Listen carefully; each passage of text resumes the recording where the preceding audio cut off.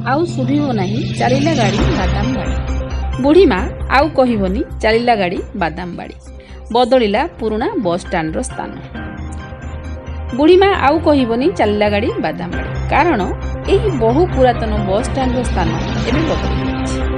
एहा बदलरे खाननगर ठारे नवनिर्मित होइछि अत्याधुनिक कटक नेताजी बस टर्मिनाल।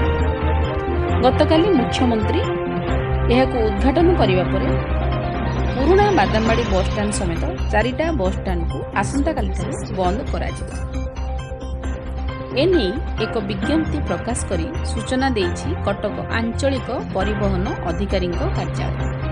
आसंता काली बादामबाड़ी पुराना बस स्टाण्ड, पालामंडप स्थित पुरी बस स्टाण्ड, अनुगुल बस स्टाण्ड और बादामबाड़ी स्थित पारादीप बस स्टाण्ड को बंद कर दिया जाए। सेहीपरि एही समस्त बस स्टाण्ड गड़ुथिबा घरोई सरकारी तथा मो बस गुड़िक आसंता काली नेताजी बस टर्मिनाल ठारू गड़िबा बाध्यतामूलक होइछि। एणु एही व्यवस्था को अनुध्यान करिबा पई आरटीओ पक्षरु एनफोर्समेंट टीम करा जायछि।